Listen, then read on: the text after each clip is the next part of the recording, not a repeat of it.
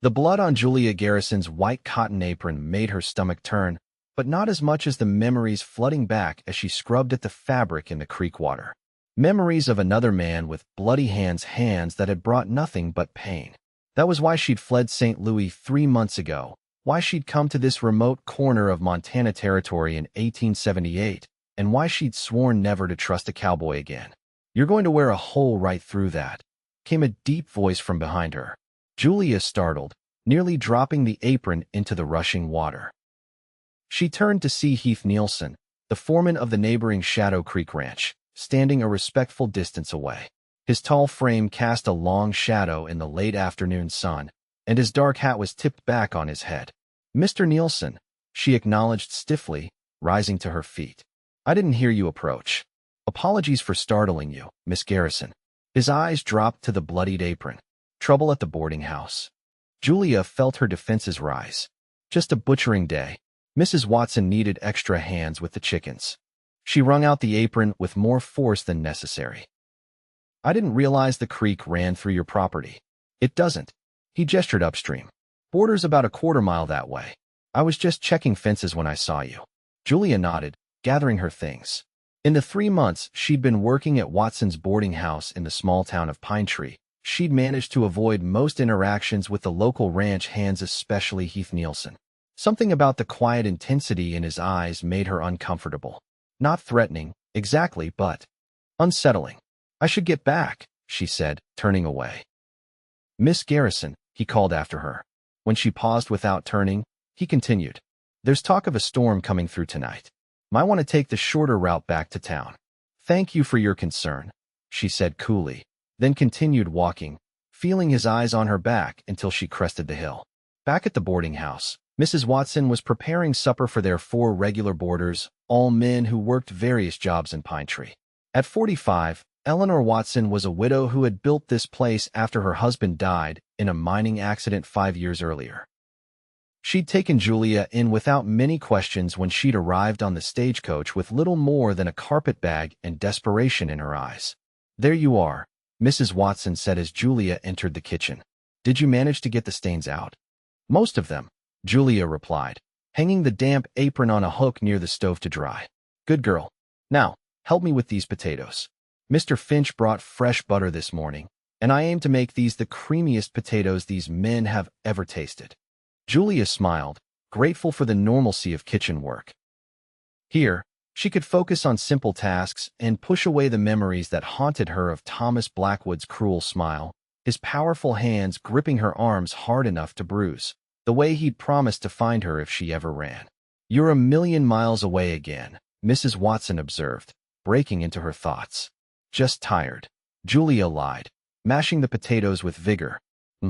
The older woman didn't press. "Heath Nielsen stopped by earlier. Said he might have a position open at Shadow Creek for a housekeeper. Their previous one is moving east to be with her daughter." Julia stiffened. "I'm happy here." "Of course you are, dear. But it pays twice what I can offer, and you'd have your own quarters instead of that tiny room upstairs." "I don't want to work at a ranch," Julia said firmly. "Too many cowboys." Mrs. Watson studied her for a moment. "Not all cowboys are cut from the same cloth, Julia." "They're all the same where it counts," Julia muttered, thinking of the calloused hands that had left marks on her skin, the same hands that tipped hats politely to ladies on the street. "Charming in town, monsters behind closed doors." "Heath Nielsen has a reputation as a good man," Mrs. Watson persisted. "His men respect him. He built that ranch from nothing after the war." "I'm not interested," Julia said with finality, setting aside the bowl of potatoes. "May I serve the stew now?" Mrs. Watson sighed but nodded, and Julia was grateful when she dropped the subject. Later that night, after the boarders had retired to their rooms and Mrs. Watson had gone to bed, Julia sat by her small window, staring out at the approaching storm. The wind had picked up, bending the branches of the pine trees that gave the town its name. In the distance, lightning flashed, illuminating the mountains that bordered the valley. She pulled out the small leather-bound journal she kept hidden beneath her mattress and wrote by the light of a single candle. 3 months in Pine Tree. No sign of Thomas. Perhaps he's given up searching. Or perhaps he never started. Either way, I cannot let my guard down. Mrs. Watson mentioned work at Shadow Creek today. A ranch is the last place I should be surrounded by men like him. Men who use their strength to control, to hurt. I've seen what those hands can do. She closed the journal as thunder rumbled overhead. The rain began to fall, pattering against her window, and Julia extinguished her candle before climbing into bed. Sleep came fitfully, disturbed by dreams of pursuing footsteps and hands reaching from shadows. Morning arrived with devastation. The storm had caused Miller's Creek to overflow, and several buildings along the lower end of town had flooded, including the general store where most of Pine Tree bought their supplies. Julia spent the day helping Mrs. Watson prepare food for the townspeople who were working to salvage what they could. "Take this stew over to the men at the store," Mrs. Watson instructed, handing Julia a large pot. "They've been working since dawn with hardly a break." Julia hesitated. "Couldn't Mr. Finch take it? My bread is almost ready to come out of the oven." "Mr. Finch is already there helping. The bread can wait 5 minutes. Now go on," before they all collapse from hunger. Reluctantly, Julia took the pot and headed toward the general store. The main street was muddy from the rain, and she carefully picked her way through, holding her skirts up with her free hand. As she approached the store, she could see a group of men working to move sodden goods to higher shelves and mop up the ankle-deep water that still covered the floor. And there, directing the efforts, was Heath Nielsen. His shirt was soaked through, clinging to broad shoulders as he lifted a heavy crate of canned goods. Julia almost turned around, but at that moment, he looked up and saw her. "Miss Garrison," he acknowledged with a nod. "Mrs. Watson sent food," she said, holding up the pot. "That woman is a saint," one of the other men said, putting down his mop. "I'm starving half to death." Heath came forward to take the heavy pot from her. "Thank you for bringing this. The men need something hot after working in this mess." As he reached for the pot, their fingers brushed, and Julia pulled back so quickly that the pot tipped. Hot stew splashed over Heath's already soaked shirt, and he let out a hiss of pain. "I'm sorry," Julia exclaimed, mortified. "It's all right," Heath said, setting the pot down on a nearby table that had been moved out of the floodwater. "No harm done." But Julia could see the angry red mark forming on his forearm where the stew had scalded him. "You're burned." "It's nothing," he insisted, rolling down his sleeve to cover it. "I've had worse tangling with branding irons." The other men had gathered around the pot, eager for food, and Julia seized the opportunity to slip away. She hurried back to the boarding house, angry at herself for her reaction.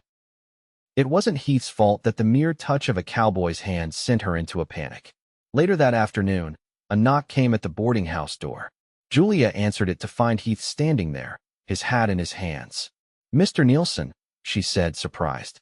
"Can I help you?" "I came to return Mrs. Watson's pot," he said, holding up the now clean container. "And to apologize if I made you uncomfortable earlier." "You didn't, I mean," Julia fumbled for words. "I should be the one apologizing." "Your arm is fine," he finished for her. "Barely a mark."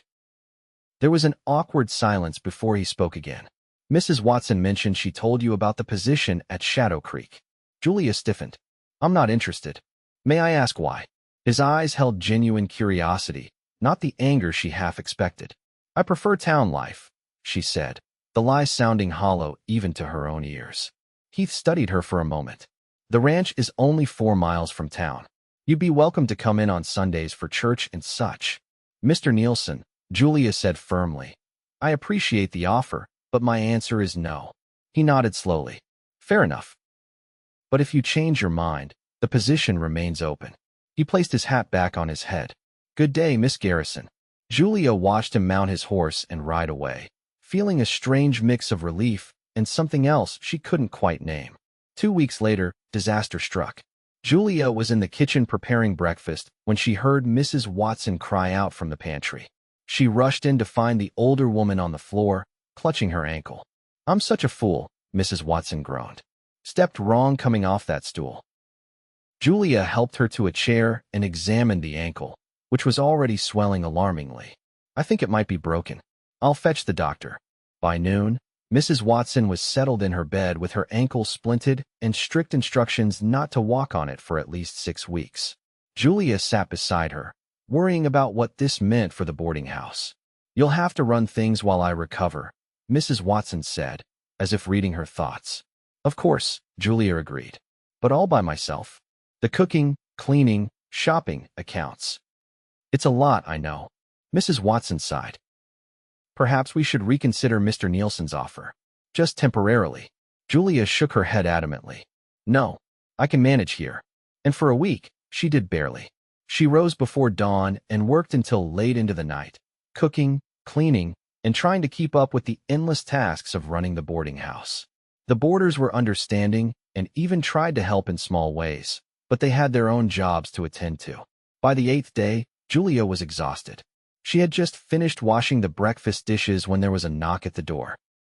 She opened it to find Heath Nielsen standing there, looking concerned. "Miss Garrison," he said, taking in her tired appearance. "I heard about Mrs. Watson's accident. How is she?" "Recovering," Julia replied, too tired to maintain her usual guard. "The doctor says she needs at least 5 more weeks of rest. And you've been running this place alone?" When she nodded, he frowned. "That's too much for one person." "I'm managing," she insisted, though her drooping shoulders told a different story. "I have a proposition," he said. "Not the housekeeper position, something else. My sister, Abigail, is visiting from Denver. She's experienced in managing households and could help here until Mrs. Watson recovers. In exchange, perhaps you could reconsider coming to Shadow Creek, just for a few hours each week, to teach my foreman's children their letters. Their mother passed last year, and they're falling behind without proper schooling." Julia hesitated. The offer was tempting help with the boarding house in exchange for a few hours of teaching. It wasn't the same as working full-time at the ranch. "How many children?" she asked cautiously. 2. Emma is 8, and Jacob is 6. Bright kids, just need some guidance. "And your sister would stay here? Help with everything?" Heath nodded. "Abigail's a force of nature. Runs my brother-in-law's household in Denver like a well-oiled machine. She's here for 2 months and driving me mad with her improvements to my bachelor ways." For the first time in his presence, Julia felt a smile tug at her lips. "I'll need to discuss it with Mrs. Watson." "Of course," he agreed. "May I call tomorrow for your answer?" Julia nodded, and as she closed the door behind him, she realized her heart was beating faster than normal. Not from fear this time, but from something else entirely. Mrs. Watson was enthusiastically in favor of the arrangement. "Abigail Nielsen. I remember her from before she married and moved to Denver. Wonderful girl, very capable. And you'd only be at the ranch twice a week?" "Tuesdays and Thursdays, for 3 hours each day," Julia confirmed. "Teaching reading and basic arithmetic to 2 children. Then it's settled," Mrs. Watson declared. "Tell Heath yes when he comes tomorrow." And so, the following week, Julia found herself riding beside Heath in his wagon, heading toward Shadow Creek Ranch for her first day of teaching. She sat stiffly, maintaining as much distance between them as the wagon seat allowed. "Emma and Jacob are excited to meet you," Heath said, breaking the silence that had stretched between them. "They've set up a little schoolroom in the bunkhouse." "The bunkhouse." Julia tensed even further. Heath seemed to sense her concern. "It's empty during the day, all the men are out working. And I'll be within earshot the whole time, in my office going over the books." Julia nodded, slightly reassured but still wary. As they crested a hill, Shadow Creek Ranch came into view. It was larger than she'd expected, a main house built of solid timber, a large barn, corrals, and several outbuildings spread across a valley with a creek running through it. Mountains rose in the distance, their peaks still capped with snow despite the summer heat. "It's beautiful," she said involuntarily. Heath smiled, the first real smile she'd seen from him. "Thank you. Bought the land right after the war with my army pay. Built most of it myself." "You fought in the war." She glanced at him with new interest. "Union cavalry," he said with a nod. "Joined up in '63 when I was 18. Saw action at the Wilderness, Spotsylvania, Cold Harbor."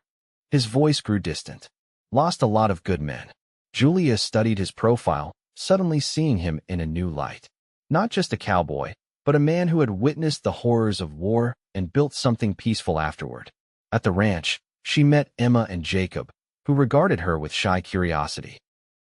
Their father, Mark, was Heath's foreman, a quiet widower who thanked her profusely for coming to teach his children. "They're good kids," he told her. "Just need a firm hand with their studies." The word hand made Julia flinch slightly, but she smiled at the children. "I'm looking forward to working with you both." The lesson went well. Emma and Jacob were indeed bright and eager to learn. From the small window of the bunkhouse, Julia could occasionally see Heath moving between buildings, speaking with ranch hands, checking horses. True to his word, he stayed close by. When the lesson ended, Heath drove her back to town. "How did it go?" he asked. "Very well," Julia admitted. "They're quick learners." "Good." He seemed pleased. "Same time Thursday." Julia nodded, and as they approached the boarding house, she realized she felt more relaxed than she had in months. Teaching had always been her passion before Thomas. Perhaps this arrangement would be good for her after all. The weeks fell into a comfortable pattern. Twice a week, Heath would drive Julia to Shadow Creek for lessons with the children, and then back to town afterward. Abigail Nielsen proved to be everything Mrs. Watson had promised: efficient, capable, and surprisingly good company. Under her management, the boarding house ran smoothly, and Julia found herself with occasional moments of leisure for the first time since Mrs. Watson's accident. During these drives, Julia gradually learned more about Heath. How he'd grown up in Illinois, the son of immigrants from Denmark. How he joined the Union Army despite being only 16, lying about his age. How after the war, he'd headed west looking for a fresh start, working as a cowhand until he saved enough to buy his own land. In turn, she shared small pieces of herself: her childhood in St. Louis, her love of teaching, her dreams of someday having her own school. She never mentioned Thomas or why she'd fled west, and Heath never pressed for details. One Thursday in late July, they were halfway to the ranch when dark clouds began gathering overhead. "Summer storm," Heath observed, glancing up. "We should make it to the ranch before it hits." But the weather moved faster than anticipated. They were still a mile from Shadow Creek when the skies opened up, rain pouring down in sheets. Heath urged the horses faster, but within minutes, they were both soaked to the skin. "There's a line shack just ahead," Heath shouted over the downpour. "We can wait it out there." He turned the wagon down a side trail, and soon a small cabin came into view. Heath pulled up beside it and jumped down, coming around to help Julia. "Careful," he warned as her boots sank into the muddy ground. "It gets slick here." As if to prove his point, Julia's foot slipped as she stepped down. She would have fallen if Heath hadn't caught her, his strong hands gripping her waist to steady her. The touch sent a jolt through her body, not fear this time, but something electric that made her breath catch. Their eyes met for a brief moment before Julia pulled away. "Thank you," she said, hurrying toward the cabin. Inside, the line shack was sparse but clean: a table and chairs, a small stove, a narrow bed against one wall, and shelves stocked with basic supplies. "Rangers use it when they're working this section of the ranch," Heath explained, lighting the stove. "Should be dry firewood." Sure enough, the wood caught quickly, and soon a small fire was crackling in the stove, casting warm light throughout the cabin. Outside, the rain continued to pour, drumming on the roof. "Your dress is soaked through," Heath observed, concern in his voice. "There are some spare clothes in that trunk. Nothing fancy, just work clothes, but they're dry." Julia hesitated, but the chill seeping into her bones made the decision for her. "Turn around, please." Heath obliged, facing the wall while Julia opened the trunk and found a flannel shirt and a pair of trousers that looked like they might fit. She changed quickly, rolling up the sleeves and pant legs to accommodate her smaller frame. "You can turn around now," she said when she was decent. Heath turned, and something flickered in his eyes when he saw her in the oversized clothes. "Better than catching pneumonia," he said with a slight smile. He removed his own sodden coat and hung it near the stove, then rolled up his sleeves to reveal strong forearms marked with small scars, the kind that came from years of ranch work. Julia found herself staring at his hands: large, calloused, capable. Hands that had built this ranch, that had gently guided horses, that had steadied her when she slipped. Not hands like Thomas's, she realized with surprise. Different somehow. "The rain's not letting up," Heath said, looking out the small window. "We might be here a while. Are you hungry? There should be coffee and some jerky in the supplies." Julia nodded, and they set about making a simple meal. The domesticity of the situation struck her as they sat across from each other at the small table, steam rising from their tin cups. "I've been meaning to ask," Heath said after a while, "how you came to Pine Tree. It's not exactly on the main route west." Julia tensed, staring into her coffee. "I needed a change." From St. Louis? She nodded without looking up. Heath was quiet for a moment. Running from something? Or someone? Julia's head snapped up, fear flashing in her eyes. I'm not prying, he added quickly. I've seen that look before. In the mirror, after the war. When the memories get too loud. It's not the same, Julia said, her voice barely audible over the rain. No, Heath agreed. But pain is pain. And sometimes it helps to talk about it. Julia was silent for so long that Heath seemed to think she wouldn't answer. He began gathering their empty cups when she finally spoke. His name was Thomas Blackwood, she said, the words tumbling out before she could stop them. He owned the largest dry goods store in St. Louis. Respected businessman. Charming. I was the schoolteacher. He courted me for months, flowers, carriage rides, poetry. She laughed bitterly. I thought I was so lucky. Heath sat back down, his full attention on her. We were to be married in June, Julia continued. But in April, I saw a side of him I hadn't before. He was angry about something, a shipment that was late, I think. He struck one of his workers. Hard enough to draw blood. She swallowed. When I confronted him about it, he changed. It was like a mask slipped. He hurt you, Heath said, not a question. Julia nodded, unconsciously rubbing her wrist where the bruises had long since faded. He said it was my fault for upsetting him, that I needed to learn my place before we were married. She drew a shaky breath. I tried to break the engagement. He threatened to ruin me, to tell everyone I had. Compromised myself with him. In a town like St. Louis, no school would hire me with that kind of rumor. No decent man would marry me. So you ran, Heath finished for her. I took what money I had saved and left in the night. Kept moving west until I reached Pine Tree. She finally looked up at him. I don't know if he's looking for me, but I know what he's capable of. That's why she trailed off. That's why you flinch when I reach for something, Heath said softly. Why you won't work at the ranch full time.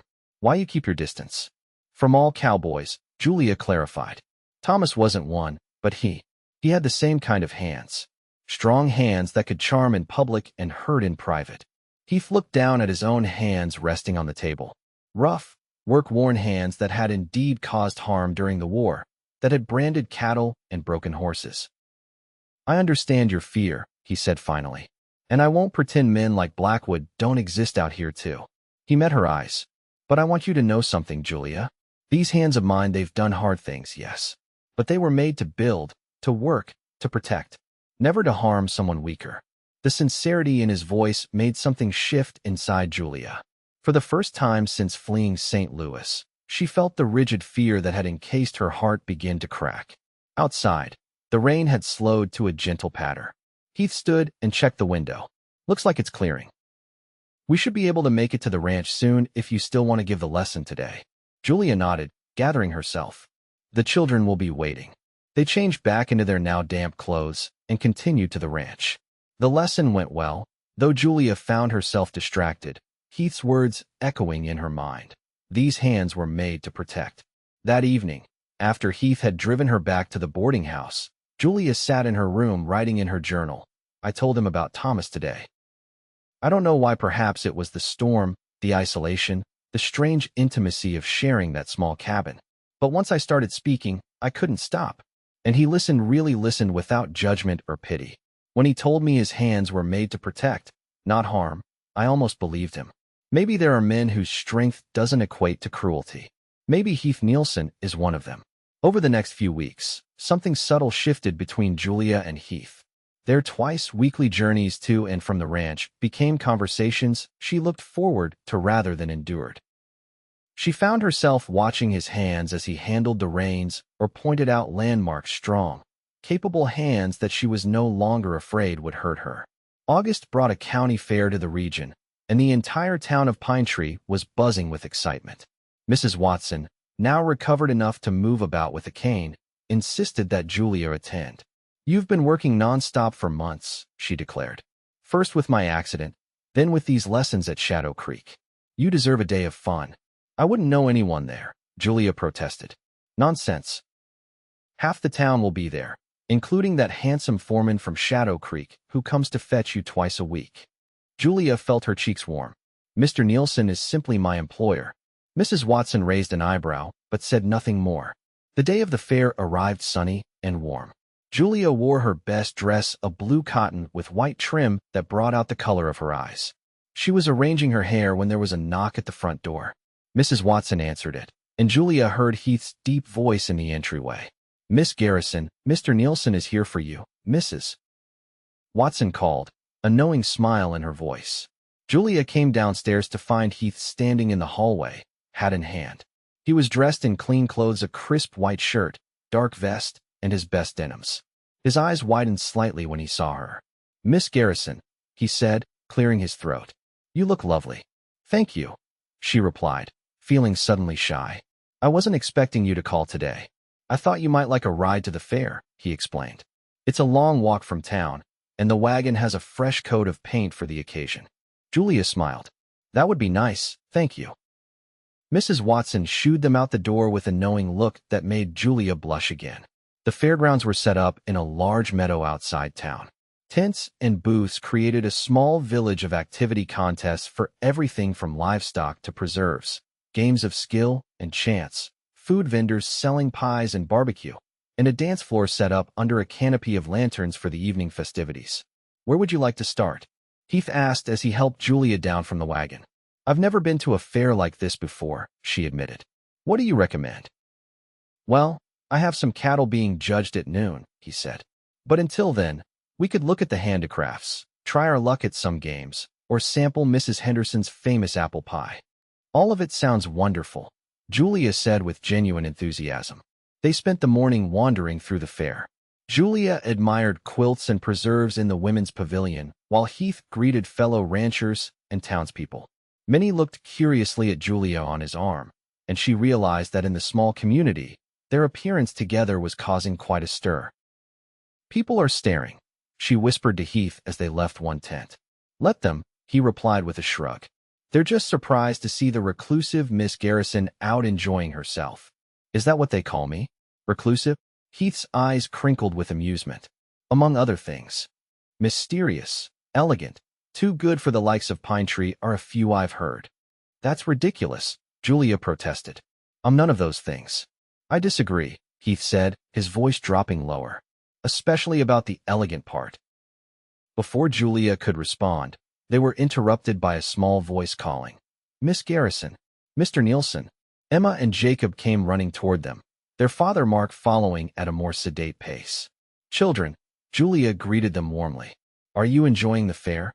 "Pa says I can enter the horse race for children this afternoon," Jacob announced proudly. "And I'm in the spelling contest," Emma added. "Both excellent pursuits," Julia approved. "I'll be sure to watch." Mark tipped his hat to Julia. "Miss Garrison, boss, fine day for a fair." "Indeed it is," Heath agreed. "Your cattle ready for judging?" "Brushed and shining," Mark confirmed. "Best chance we've had in years." They chatted for a few minutes before the children dragged their father off toward the games. Heath checked his pocket watch. "Almost noon," he said. "Would you like to see the cattle judging? It's not the most exciting event for some, but—" "I'd love to," Julia assured him, and was rewarded with a smile that made her heart skip. The livestock area was crowded with ranchers and their prize animals. Heath led Julia to a spot where they could see the judging ring clearly.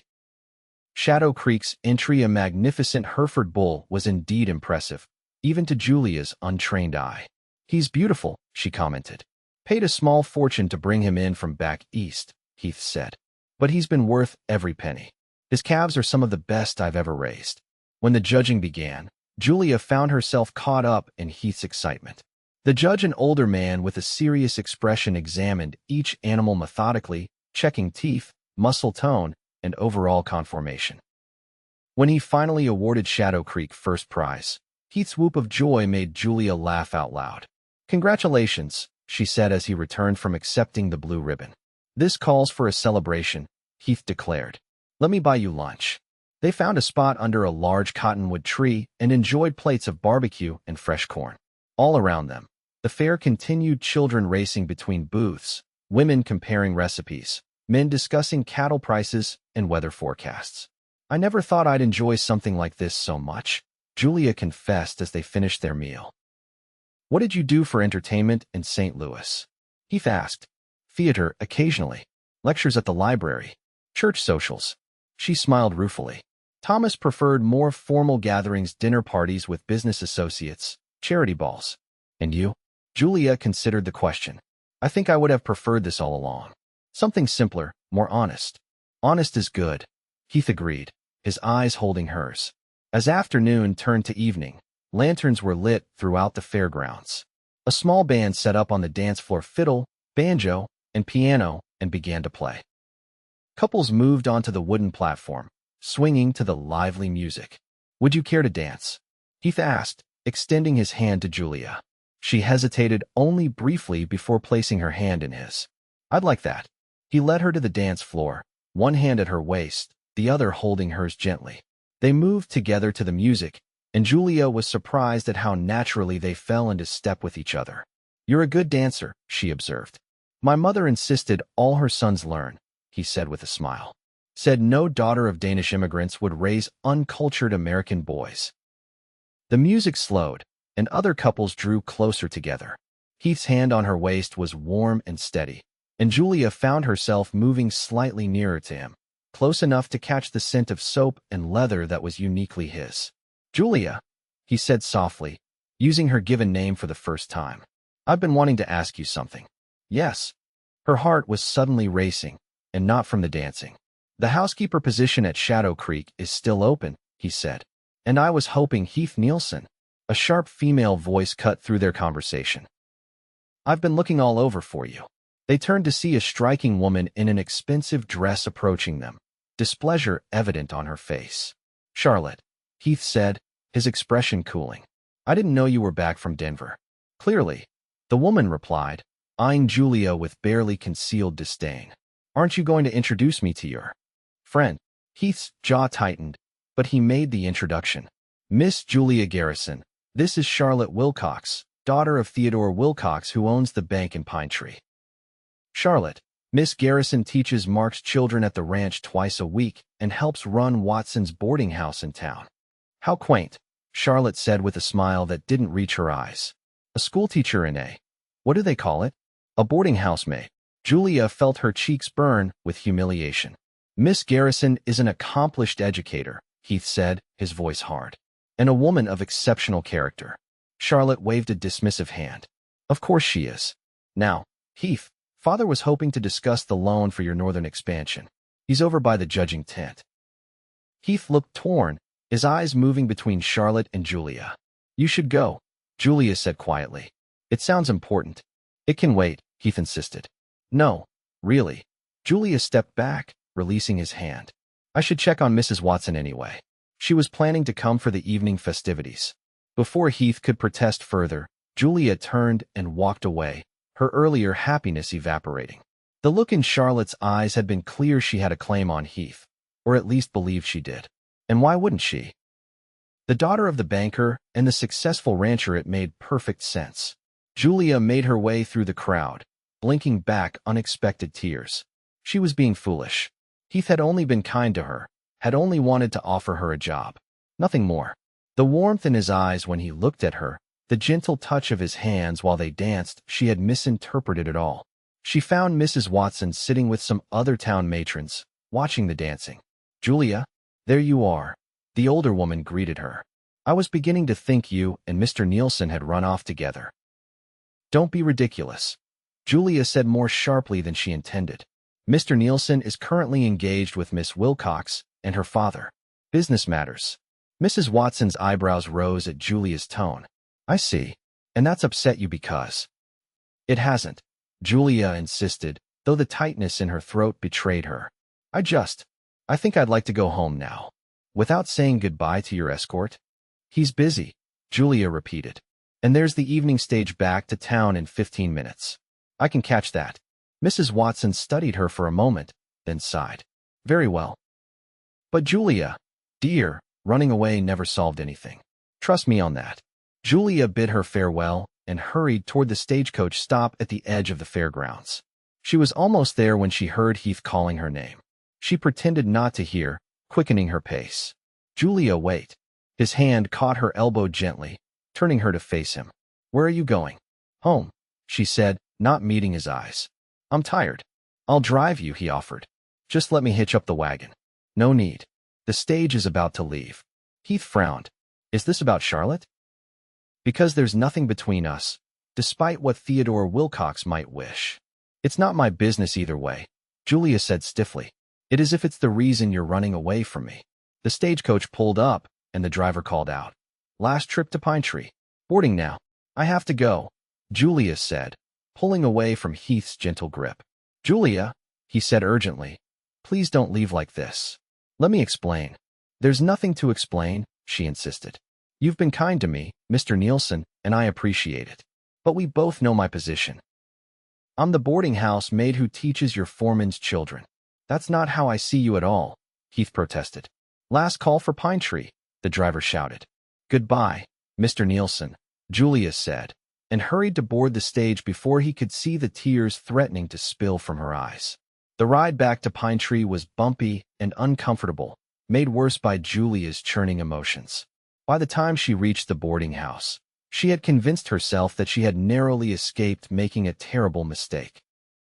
Getting close to Heath Nielsen would only lead to heartbreak. Either he would reveal himself to be like Thomas after all, or society would force him to choose someone like Charlotte Wilcox, a woman of his own standing. She went directly to her room and pulled out her journal. I was a fool today. I allowed myself to believe, just for a few hours, that I could have something I can't. Heath Nielsen is kind, yes, and I believe he meant what he said about his hands being made to protect. But we live in different worlds. He is a successful rancher, and I am. What Charlotte Wilcox so astutely pointed out, a boarding house maid who teaches children on the side. Even if he is different from Thomas, even if he truly is the good man I believe him to be, nothing could ever come of it. The next day, Julia sent a note to Shadow Creek Ranch explaining that she would no longer be able to teach Emma and Jacob. She cited Mrs. Watson's recovery and increased duties at the boarding house as her reasons. It wasn't entirely false. With Mrs. Watson back on her feet, Abigail Nielsen had returned to Shadow Creek, leaving Julia with more responsibilities again. 3 days passed with no response from Heath. Julia told herself it was for the best. Even as she found herself watching the road for his wagon each time she went to the market or hung laundry in the yard. On the 4th day, just as dusk was falling, there was a knock at the boarding house door. Julia opened it to find Heath standing there, his expression unreadable. Mr. Nielsen, she said, trying to keep her voice steady. This is unexpected. I got your note, he said. I don't accept your resignation. Julia blinked in surprise. I beg your pardon. The children miss you, he continued. They were making real progress, and your reasons for quitting are insufficient. Nevertheless, it's my decision, Julia said, beginning to close the door. Heath put his hand on the door, not forcefully, but enough to stop it from closing. Please, Julia, just talk to me. Tell me the real reason. She looked up at him, at the genuine concern in his eyes, and felt her resolve wavering. I can't or won't. Both, she whispered. Heath sighed, removing his hand from the door. I'm not Thomas Blackwood, he said quietly. I would never hurt you, never try to control you, but I can't prove that if you won't give me a chance. Julia's eyes filled with tears. It's not just that. You saw how Charlotte looked at me, how she spoke to me. That's how everyone would see me, the boarding house maid reaching above her station. Is that what you think? That I care about stations and what people like Charlotte Wilcox think? Heath shook his head. Julia, I've spent my entire adult life doing what I thought was right, not what society deemed appropriate. I fought for the Union when half my neighbors sympathized with the Confederacy. I came west with nothing but determination when my family wanted me to stay in Illinois. I built Shadow Creek from the ground up when everyone said the land was too rocky, too remote. He took a step closer, his voice dropping lower. And now I find myself caring deeply for a woman who thinks she's not good enough for me, when the truth is exactly the opposite. Julia's breath caught. Heath, I'm not asking for anything you're not ready to give, he continued. Just don't run away. Don't quit teaching the children. And maybe, someday, you'll believe me when I say these hands were made to protect you, not harm you. The sincerity in his voice, the openness in his expression, it broke through the last of Julia's defenses. She had been running for so long, living in fear. Perhaps it was time to stop. Tuesday, she said finally. I'll come on Tuesday to teach the children. Relief washed over Heath's face. Thank you. As he turned to leave, Julia called after him. Heath?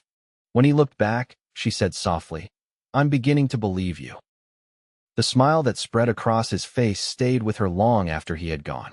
True to her word, Julia resumed teaching Emma and Jacob that Tuesday. Heath was notably absent, and Mark explained that he had ridden to the northern section of the ranch to check on a herd. He'll be sorry he missed you, Mark said with a knowing look that made Julia blush. For the next few weeks, Julia saw little of Heath during her twice-weekly visits to Shadow Creek. He seemed to be deliberately giving her space, though she would occasionally catch glimpses of him working with horses in the corral or conferring with ranch hands near the barn. It was both a relief and a disappointment. September brought cooler weather and the start of cattle roundups. Julia heard from Mrs. Watson, who heard from Abigail, that Heath was working from dawn until well after dark, preparing to drive his cattle to the railhead at Cheyenne. He'll be gone for at least 3 weeks, Abigail told Julia when she came to the boarding house for tea. It's always a difficult time. The men get cranky, the weather turns unpredictable, and there's always the risk of stampedes or rustlers. Julia tried not to show her concern. I'm sure Mr. Nielsen is well prepared. Abigail studied her over the rim of her teacup. My brother thinks very highly of you, Miss Garrison. Julia felt her cheeks warm. He's been very kind to me. Kind isn't the word I would use, Abigail said with a small smile. But I'll let him tell you himself when he returns, if he ever works up the courage. The next day, Julia arrived at Shadow Creek for her regular lesson to find the ranch bustling with activity. Cowboys were preparing for the cattle drive, checking equipment, shoeing horses, packing supplies. Mark met her at the wagon. Apologies for the chaos, Miss Garrison, he said. We leave at dawn tomorrow. No apology needed, Julia assured him. Are the children ready for their lesson? About that. Mark looked uncomfortable. Emma and Jacob are spending the next month with their aunt in Laramie. With me gone on the drive, it seemed best. They left yesterday. Oh. Julia tried to hide her disappointment. Of course, that makes sense. Well, I suppose I'll resume lessons when they return. The boss wanted to tell you himself, but he's been up to his ears in preparations. Mark glanced toward the barn. He's in there now. If you'd like to speak with him before you head back to town. Julia hesitated, then nodded. Yes, I think I should. She found Heath in the tack room, checking saddles and bridles. He looked up when she entered, surprise and pleasure crossing his face. Julia, I'm sorry about the children. It was a last-minute decision. It's fine, she assured him. Family is important, especially with their father away. Heath set down the bridle he was inspecting and moved closer to her. I wanted to speak with you before I left, he said, about what I said that night at the boarding house. Julia felt her heart begin to race. Yes, I meant every word, he said simply, and I've been thinking about it every day since. When I return from Cheyenne, I'd like to court you properly, if you'll allow it. The directness of his statement took Julia's breath away. Heath, you don't have to answer now, he said quickly. Take the 3 weeks I'm gonna think about it. If your answer is no, I'll understand and never mention it again. Julia looked up at him, at this man who had shown her nothing but respect and kindness, whose gentle strength had never once made her feel threatened. A man whose hands, she now believed, truly were made to protect, not harm. I don't need 3 weeks, she said softly. My answer is yes. The joy that lit Heath's face made her heart swell. He reached for her hands, holding them gently in his larger ones. I'll be counting the days until I return, he promised. Be safe, she whispered. The cattle drive sounds dangerous. I've done it a dozen times, he assured her. But knowing you'll be waiting makes coming back all the more important. He raised her hand to his lips and pressed a gentle kiss to her knuckles. The gesture was so tender, so unlike anything Julia had experienced with Thomas, that tears sprang to her eyes. Until you return, then, she said, squeezing his hands before letting go. The next 3 weeks were the longest of Julia's life. She threw herself into her work at the boarding house, but her thoughts constantly drifted to Heath, wondering where he was, if he was safe, when exactly he would return. Mrs. Watson observed her distraction with amusement. Love looks good on you, dear, she commented one evening as Julia stared out the window for the 10th time that hour. I'm not in love, Julia protested weakly. I'm just concerned for his safety. Of course you are, Mrs. Watson agreed with a knowing smile. just as I was concerned for Mr. Watson's safety every time he went down into that mine. October arrived with no word from the cattle drive. Abigail assured Julia this was normal, there was no way to send messages from the trail, but as days passed with no sign of Heath's return, Julia's worry grew. Then, one crisp autumn morning, Julia was sweeping the boarding house porch when she heard hoofbeats on the road. She looked up to see a lone rider approaching, tall in the saddle, familiar even at a distance. Heath. She set aside her broom and walked to the edge of the porch, her heart pounding. He looked tired, his face weathered from weeks on the trail, but when he saw her, his smile transformed his features. He dismounted in front of the boarding house and removed his hat. Miss Garrison. He greeted her formally, though his eyes held nothing formal in their gaze. Mr. Nielsen, she returned, equally formal. Welcome back. The drive was successful, he said, moving closer to the porch steps. Got a good price for the cattle. I'm glad to hear it. They stood looking at each other, the air between them charged with everything unsaid. Finally, Heath spoke again. I've been thinking about you every day, he said, his voice dropping to a near whisper. Wondering if you'd changed your mind. Julia shook her head. I haven't. The relief in his eyes was palpable. Then may I call on you properly? Tomorrow evening, perhaps? Yes, Julia said, a smile spreading across her face. I'd like that very much. And so began a courtship that set the town of Pine Tree talking. Heath called on Julia twice a week, taking her for drives in his wagon, bringing her wildflowers from the ranch, sitting beside her at church on Sundays. Each time they met, Julia found herself falling deeper under the spell of this quiet, steady man whose strength had never once made her feel afraid. Their first kiss came on a golden October afternoon. Heath had taken Julia on a picnic to a secluded spot near the creek that gave Shadow Creek Ranch its name. As they sat side by side on a blanket, watching the water flow over smooth stones, Heath turned to her. Julia, he said, his voice husky with emotion, I need to tell you something. She looked at him, at the seriousness in his expression. What is it? I'm in love with you, he said simply. I think I have been since that day at the creek when you were washing that blood-stained apron and looked at me like I was the most dangerous thing you'd ever seen. Julia laughed softly. I was terrified of you. I know. He reached out to tuck a strand of hair behind her ear, his touch gentle. And now, she said, leaning slightly into his touch. I'm terrified of how much I love you in return. Heath's eyes darkened, and he leaned forward slowly, giving her time to pull away if she wished. But Julia didn't pull away. Instead, she closed the distance between them, pressing her lips to his in a kiss that started tentative and quickly deepened into something that made her heart race and her breath catch. When they finally broke apart, Heath rested his forehead against hers. I've been wanting to do that since the fair, he admitted. Me too, Julia confessed, surprised by her own boldness. As autumn turned to winter, their courtship continued. Julia began spending more time at Shadow Creek, not just teaching Emma and Jacob, who had returned from their aunts, but helping Abigail with household matters and learning the rhythms of ranch life. Christmas approached, and with it, the annual Christmas Eve dance in Pine Tree. The entire town would gather in the meeting hall, decorated with pine boughs and candles for the occasion. The evening of the dance, Heath arrived at the boarding house looking more handsome than ever in a new suit and polished boots. Julia wore her best dress, a deep green wool that Heath had admired once in passing. You're beautiful, he said when she came downstairs. Thank you, she replied, taking in his appearance with equal appreciation. You clean up rather well yourself, Mr. Nielsen. The meeting hall was transformed for the occasion, evergreen boughs and red ribbons adorning every surface, candles casting a warm glow over the proceedings. The town's musicians played cheerful tunes, and tables laden with food and punch lined one wall. Heath and Julia danced every dance together, oblivious to the knowing smiles and whispers around them.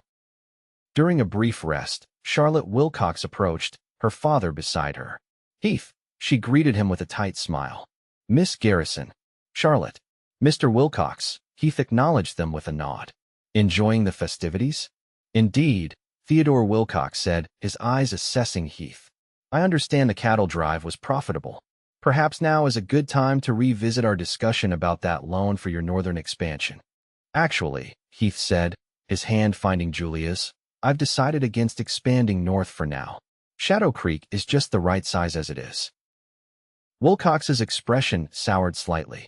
That's disappointing to hear. I thought you had ambitions for growth.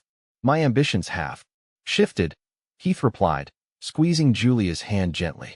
Charlotte's eyes narrowed as she observed the gesture. I see, she said coldly. Well, father, we should circulate. Good evening, Heath. Miss Garrison. As they walked away, Julia turned to Heath. You're not expanding the ranch? I thought that was important to you.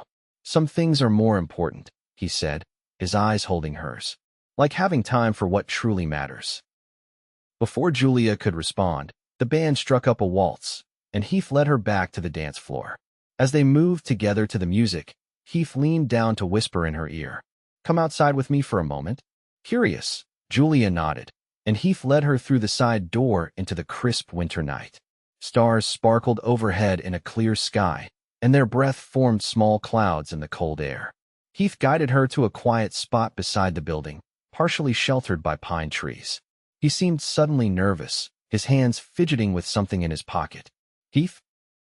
Is everything all right? He took a deep breath, then reached for her hands. Julia, these past months have been the happiest of my life. You've brought something to my days that I never knew was missing. He swallowed hard. I know it hasn't been long, but when something is right, you just know it. Julia's heart began to race as he dropped to one knee in the snow before her. Julia Garrison, he said, his voice steady despite the emotion in his eyes. I promise that these hands will never bring you harm. Only protection and love for as long as I live. Will you marry me? He opened a small box to reveal a simple but beautiful ring, a single pearl surrounded by tiny diamonds. Tears filled Julia's eyes as she looked down at this man who had shown her that strength could be gentle, that hands could heal rather than hurt. Yes, she whispered. Yes, Heath, I will marry you. His face lit with joy as he slipped the ring onto her finger, then rose to his feet and pulled her into his arms. Their kiss was tender at first, then deepened with the promise of their future together. I love you, Heath murmured against her lips. And I will spend every day proving that these hands were made to protect you, to cherish you, to build a life with you. I believe you, Julia said, no hesitation in her voice.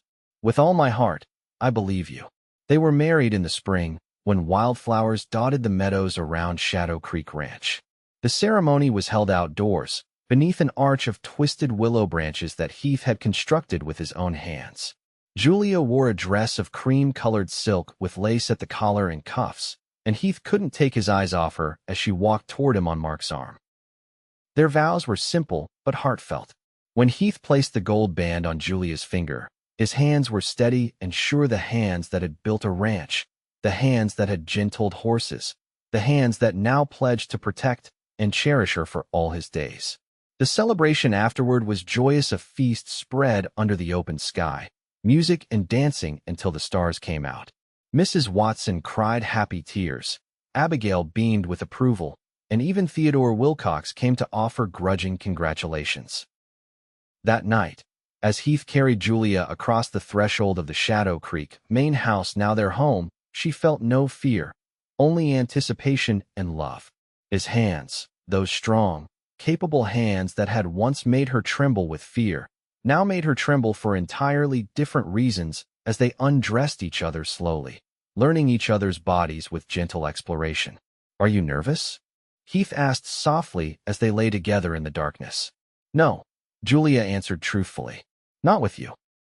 Their coming together was tender and passionate, and afterward, as they lay tangled in each other's arms, Julia marveled at how far she had come from a woman who believed a cowboy's hands could only harm to a woman who had found safety, love, and passion in those very hands. 5 years later, Julia sat on the porch of their home, watching Heath teach their 3-year-old son, Thomas, named not after her former fiancé, but after Heath's grandfather, to ride his first pony. Heath's hands held the boy securely, his voice patient as he guided the child. Beside Julia, their 1-year-old daughter, Eleanor, named after Mrs. Watson, played with wooden blocks, occasionally looking up to watch her father and brother.